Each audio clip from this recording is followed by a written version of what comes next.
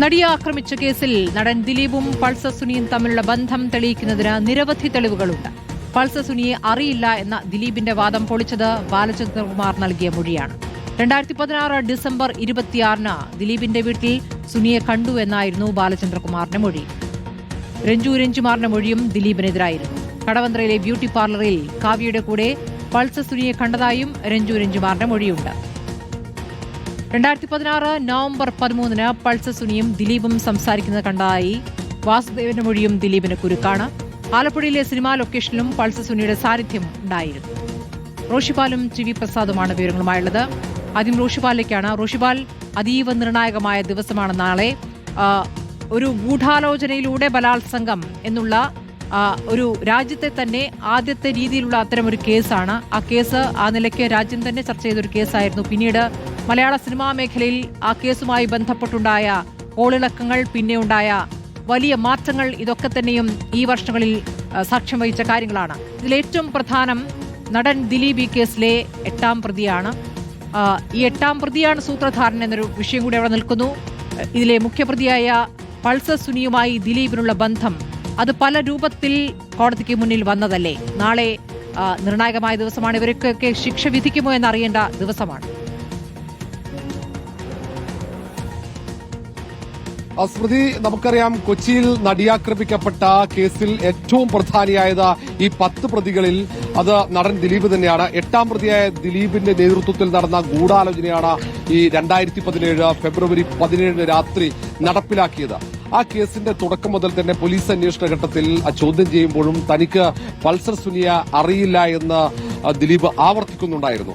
പക്ഷേ പോലീസിന്റെ അന്വേഷണത്തിൽ ഏറ്റവും നിർണായകമായ തെളിവുകൾ ലഭിച്ചു. 2021 ഡിസംബറിൽ ബാലചന്ദ്രകുമാർ റിപ്പോർട്ടിലൂടെ നടത്തിയ വെളിപ്പെടുത്തൽ, അതിനുശേഷം റിപ്പോർട്ടിൽ തന്നെ പുറത്തുവിട്ട നിരവധി തെളിവുകളുണ്ട് ദിലീപിനെ നേരിട്ട് ഈ ഗൂഢാലോചനയിൽ പങ്കാളിത്തമുണ്ടെന്നതിന്. അത് സാക്ഷികളെ മൊഴിമാറ്റിയതാകട്ടെ ബാലചന്ദ്രകുമാറിന് അതിലെ പ്രധാനപ്പെട്ട കുറ്റവാളിയായ പൾസർ സുനിക്ക് പണം കൈമാറിയത്, അങ്ങനെ തുടങ്ങിയ നിരവധി കാര്യങ്ങൾ. അതിൽ ഏറ്റവും പ്രധാനപ്പെട്ട ഒന്നാണ് അബാദ് പ്ലാസയിലെ 410-ാം നമ്പർ മുറിയിൽ നടന്ന ഗൂഢാലോചന. അവിടെ നടൻ ദിലീപ് ഉണ്ടായിരുന്നു. AMMയുടെ റിഹേഴ്സൽ ക്യാമ്പായിരുന്നു. ആ റിഹേഴ്സൽ ക്യാമ്പിന്റെ ഘട്ടത്തിൽ അവിടെ ഈ ആക്രമിക്കപ്പെട്ട നടിയെന്ന് നടൻ സിദ്ദിഖ് ഏറ്റവും മോശമായ രീതിയിൽ ഈ ദിലീപിന്റെ കുടുംബത്തിലെ ചില തർക്കങ്ങൾ, ഭാര്യയുമായി ബന്ധപ്പെട്ടുണ്ടായ തർക്കങ്ങൾ, വേർപിരിയാനുണ്ടായ സാഹചര്യം, അത് മറ്റുള്ളവരോട് പറഞ്ഞു എന്ന് ആരോപിച്ച് ഈ ആക്രമിക്കപ്പെട്ട നടിയെ രൂക്ഷമായ ഭാഷയിൽ വിമർശിച്ചിരുന്നു. അത് താക്കീതൊക്കെ നൽകിയിരുന്നു. ആ ദിവസം കാവ്യ മാധവനും ദിലീപ് നടന്ന ഒരു സംഭാഷണത്തിന് തുടർച്ചയായിട്ട് വൈരാഗ്യ ബുദ്ധിയോടെ പൾസർ സുനിയെ ഇങ്ങനെ നടിയാക്രമിക്കാൻ വേണ്ടി കൊട്ടേഷൻ നൽകുന്നതിന് വേണ്ടി 410-ാം നമ്പർ മുറിയിലേക്ക് വിളിച്ചു വരുത്തി ഗൂഢാലോചന നടത്തി.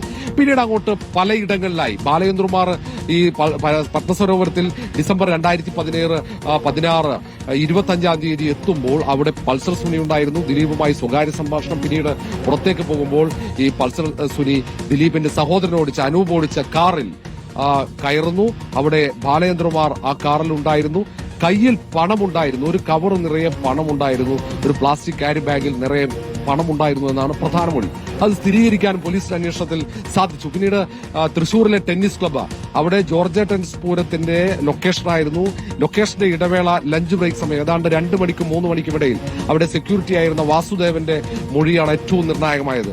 അവിടെ മാറി നിന്ന് ദിലീപും പൾസർ സുനിയും തമ്മിൽ സംസാരിക്കുന്നതായി കണ്ടു എന്നാണ്. പിന്നീട് ജോർജ ടെന്നീസ് പൂരം ആലപ്പുഴയിൽ ചിത്രീകരണം നടക്കുമ്പോൾ അവിടേക്ക് പൾസർ സുനി എത്തിയതായി പൾസർ സുനി തന്നെ മൊഴി നൽകിയിട്ടുണ്ട്.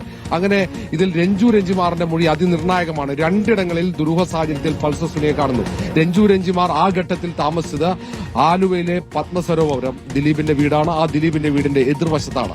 അവിടെ ഒരു ദിവസം ജനുവരി മാസം ആദ്യവാരം ദിലീപിന്റെ വീട്ടിൽ നിന്നും പൾസർ സുനി ഇറങ്ങി വരുന്നത് രഞ്ജുമാർ കണ്ടു. പിന്നീട് മറ്റൊരു ദിവസം കാവ്യ മാധവനും ഒപ്പം പൾസർ സുനിയും ഈ ഇവിടെ കടവന്ത്രയിലെ ബ്യൂട്ടി പാർലറിൽ, മറ്റൊരു ദിവസം തൃശൂരിൽ ഒരു വിവാഹ സൽക്കാര ചടങ്ങിലേക്ക് ഈ പൾസർ സുനി ഓടിച്ച വാഹനത്തിൽ കാവ്യ മാധവൻ പോകുന്നു. അങ്ങനെ ദിലീപും പൾസർ സുനിയും തമ്മിലുള്ള ആത്മബന്ധം, അവർ ഈ ഗൂഢാലോചനയുള്ള പങ്കാളിത്തം വ്യക്തമാക്കുന്ന നിരവധി തെളിവുകൾ. ദിലീപ് പറഞ്ഞത് പൾസർ സുനിയുമായി ബന്ധമില്ലെന്നാണ്. ആ വാദം പൂർണ്ണമായും പൊളിക്കുന്ന നിരവധി ഡിജിറ്റൽ തെളിവുകൾ, മൊഴികളടക്കം അന്വേഷണ സംഘത്തിന് ലഭിച്ചിരുന്നു. അതാണ് ദിലീപിനെ പൂർണ്ണമായും കുരുക്കിയത്. ഊരാക്കുടുക്കിലേക്ക് നടിയാക്രമിച്ച കേസിൽ ദിലീപ് എത്താനും ഈ കേസിന്റെ ഈ കൃത്യത്തിന്റെ സൂത്രധാരൻ ദിലീപാണെന്ന് അന്വേഷണ സംഘത്തിന് സ്ഥിരീകരിക്കാനും കഴിഞ്ഞത് ഈ തരത്തിലുള്ള തെളിവുകളാണ്. സ്മൃതി. ശരി, ടി.വി. പ്രസാദുമുണ്ട്. പ്രസാദ്, ഇപ്പോൾ ഈ കേസ് 2 ഘട്ടമായി വിലയിരുത്തേണ്ടി വരും. ഇതിപ്പോൾ 2017 ഫെബ്രുവരി 17-നാണ് നടി ആക്രമിക്കപ്പെടുന്നത്. ആ കേസുമായി ബന്ധപ്പെട്ട് മുഖ്യപ്രതി ഡ്രൈവർ മാർട്ടിൻ ആന്റണിയെ അറസ്റ്റ് ചെയ്യുന്നത് ഫെബ്രുവരി 18-നാണ്. ഫെബ്രുവരി 19-ന് മറ്റ് കൂട്ടുപ്രതികൾ ചിലർ അറസ്റ്റിലാകുന്നു. അത് ദിലീപിലേക്ക് എത്തുന്നത് ജൂൺ 28-നാണ്. ദിലീപിനെ ചോദ്യം ചെയ്യുന്നത് ജൂലൈ 10-ന് ദിലീപ് അറസ്റ്റിലാകുന്നു. പിന്നീട് ജാമ്യം ലഭിച്ചൊക്കെ പുറത്തിറങ്ങുന്ന കാഴ്ചയും വിചാരണ നടപടികളും ഒക്കെ കാണുമ്പോൾ 2021 ഡിസംബർ 25-ന് ബാലചന്ദ്രകുമാറിന്റെ മൊഴി അത് കേസിന് 2ാം ഘട്ടമായി മാറുകയാണ്. അതോടുകൂടി അതിലൊരു ട്വിസ്റ്റ് സംഭവിക്കുകയാണ്. അതിൽ രണ്ടാമതൊരു അന്വേഷണം കൂടി, തുടരന്വേഷണം കൂടി നടക്കുകയാണ്. അത് ഈ കേസിന്റെ വിധിയിൽ നിർണായകമാണല്ലോ. ബാലചന്ദ്രകുമാറിന്റെ മൊഴി നാളെ വിധി വരാനിരിക്കുമ്പോൾ നാളെ ഇന്ന ആളുകൾ പ്രതികൾ എന്നതിലപ്പുറം കൂടുതൽ വാചകങ്ങൾ കോടതിയിൽ നിന്നുണ്ടാവാൻ സാധ്യതയില്ല. വർഷങ്ങൾ 8 വർഷം കഴിഞ്ഞ ശേഷമുള്ള വിധിയാണ്. ആരൊക്കെയാണ് കുറ്റക്കാർ എന്നുള്ള വാചകങ്ങൾ മാത്രമാണല്ലോ പ്രസാദ് നമുക്ക് പ്രതീക്ഷിക്കേണ്ട നാളെ.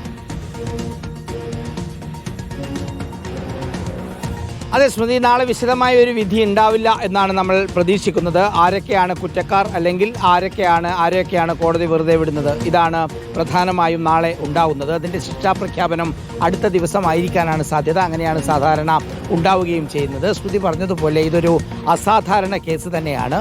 2017 ഫെബ്രുവരി മാസം 17 തുടങ്ങി ഇങ്ങോട്ടേക്ക് ഒരു വലിയ സ്വാധീനമുള്ള, വലിയ സമ്പത്തുള്ള ആൾക്ക് എങ്ങനെയൊക്കെ നമ്മുടെ നീതിന്യായ സംവിധാനത്തിനെ ഉൾപ്പെടെ സ്വാധീനിക്കാൻ ശ്രമിക്കാൻ കഴിയും എന്ന് ബോധ്യപ്പെടുത്തിയ ഒരു കേസായിരുന്നു. സ്വാധീനിക്കാനുള്ള വലിയ ശ്രമങ്ങളുണ്ടായിരുന്നു. പക്ഷേ അതൊന്നും വിലപ്പോയില്ല എന്നുള്ളത് കൂടിയാണ് ഇതിൻ്റെ ഏറ്റവും പ്രധാനപ്പെട്ട കാര്യം. ഒരു കാലത്ത് മലയാള സിനിമയെ ഉള്ളം കയ്യിൽ വെച്ച് അമ്മാനമാടുക എന്നൊക്കെ പറയും പോലെ സൂപ്പർ താരങ്ങളായ മമ്മൂട്ടിക്കോ മോഹൻലാലിനോ പോലും കഴിയാത്തതാണ് ദിലീപിന് മലയാള സിനിമാ ലോകത്ത് കഴിഞ്ഞത് എന്നുള്ളതാണ്. അത്രയേറെ പവറുള്ള ഒരാൾ ആ കേസിനെ പൂർണ്ണമായും അട്ടിമറിക്കാൻ ശ്രമിച്ചപ്പോൾ ഇവിടുത്തെ കരുത്തരായ അന്വേഷണ ഉദ്യോഗസ്ഥർ, അതിൽ അതിജീവിതയായ പെൺകുട്ടി, സിനിമാ മേഖലയിലെ ഒരു വിഭാഗം, ധീരമായി നിന്ന ആളുകൾ എല്ലാവരും ചേർന്ന് നടത്തിയ ഒരു പോരാട്ടം തന്നെയായിരുന്നു.